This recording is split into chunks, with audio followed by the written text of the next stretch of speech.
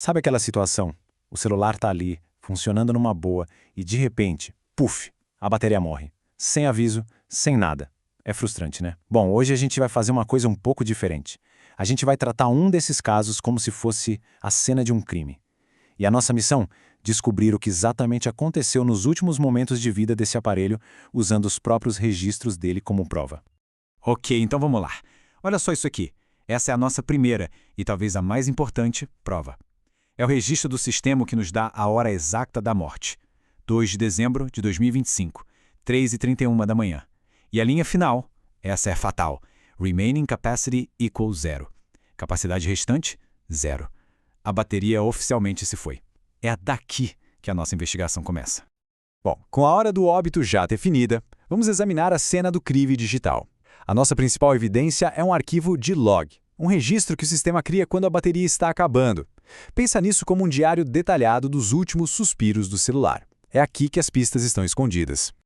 Isso leva a uma pergunta fundamental, né? O que um celular realmente faz logo antes de apagar de vez? Será que ele simplesmente desliga? Ou será que rola uma luta ali nos bastidores? A resposta, claro, está nos dados. O aparelho não se entrega assim em silêncio, ele luta para sobreviver. E essa luta deixa um rastro. Pois é. Antes da tela ficar preta, o sistema operacional entrou em pânico. Ele começou a mandar vários sinais de socorro. Só que não em palavras, claro, mas em código. E o nosso trabalho agora, como detetives digitais, é justamente traduzir essa linguagem técnica para entender a história que ela está contando. E aqui está a nossa primeira pista codificada. Peak Power Pressure Level, ou, em bom português, nível de pressão de pico de energia. O valor registrado foi 30. Tá, mas o que diabos isso significa na prática?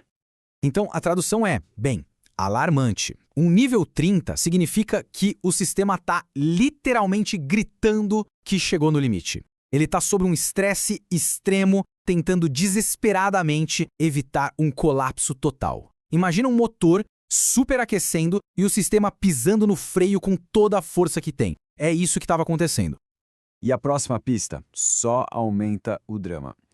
O sistema registrou um tal de Brownout Risk Pool de 1388. É outro termo técnico, mas que aponta para um perigo muito, mas muito real e iminente. Sabe o que é brownout? É basicamente um apagão. É tipo quando a luz de casa pisca forte, sabe? Se a voltagem cai demais, tudo desliga. E um valor de 1388 aqui é um alerta vermelho piscando. O sistema sabia que estava a segundos de um desligamento forçado do nada e estava fazendo de tudo para evitar isso. E aqui a gente vê na prática as medidas desesperadas do sistema. Olha só que loucura. A CPU, o cérebro do celular, pediu mais de 64 mil unidades de energia e só recebeu 9 mil. A tela pediu 7.600 e levou menos de 1.800. O Wi-Fi foi cortado para 1/5 do que precisava. O sistema operacional estava basicamente racionando energia, dizendo não para os seus próprios componentes, só para tentar ficar vivo por mais alguns segundos. Beleza. Até agora, a gente viu o que aconteceu. Uma luta desesperada por energia. Mas agora, a investigação muda de foco. A grande pergunta é: quem foi o responsável por isso? E para responder, a gente vai analisar um novo arquivo de provas, o registro de consumo de energia dos aplicativos. E aqui estão eles, a nossa lista de suspeitos. O sistema registra direitinho quanto tempo cada aplicativo ficou aberto, em primeiro plano, enquanto o celular estava fora da tomada. E olha só, o nosso principal suspeito com mais de 3.000 segundos de uso é o aplicativo GovBR. Logo atrás vem o YouTube, o Call of Duty e o OpenAI Chat. Chegou a hora de interrogar cada um. Agora é a hora da verdade. A gente vai analisar a ficha criminal de cada um desses suspeitos. Vamos mergulhar nos registros para ver exatamente como cada um se comportou e, o mais importante, quanta energia eles consumiram. E o primeiro número, nossa, já é de cair o queixo. 1.028.081. Esse foi o consumo total de energia só do aplicativo gov.br. Mais de 1 milhão de unidades. Se a gente comparar com os outros, isso já coloca ele no topo da lista de suspeitos, sem dúvida. Um consumo desses precisa ser investigado a fundo. E tem mais, olha só. 6. Esse número complica ainda mais a vida do nosso suspeito principal. 6 foi o número de vezes que o aplicativo gov.br simplesmente travou, congelou na tela. E cada travamento desses, cada hang, é um sinal claro de que o app não está bem otimizado. E um app mal otimizado desperdiça processamento e, claro, desperdiça uma energia preciosa da bateria. Agora, vamos dar uma olhada no nosso segundo suspeito, Call of Duty. Como é um jogo, o perfil de consumo dele é bem diferente. Como já era de se esperar, uma fatia enorme da energia foi para a GPU, que é o processador gráfico, além, claro, de um uso pesado da CPU e da tela. Jogos são famosos por serem verdadeiros beberrões de energia, e esse aqui não é diferente. E o gasto não para só no processamento, não. Olha esse número, 1,89 gigabytes. Esse foi o pico de uso de memória RAM do Call of Duty. E o que acontece é que manter tantos dados assim na memória também gasta uma energia danada. É tipo um culpado oculto no assassinato da bateria, uma coisa que muita gente nem imagina. Então, resumindo a história, o que a gente tem aqui são dois grandes culpados que atacaram a bateria de jeitos bem diferentes. De um lado, o app gov.br, cujo crime principal foi a ineficiência, com aqueles 6 travamentos que desperdiçaram energia à toa. Do outro, o Call of Duty, que foi um criminoso de alta performance, exigindo o máximo do celular, principalmente da GPU.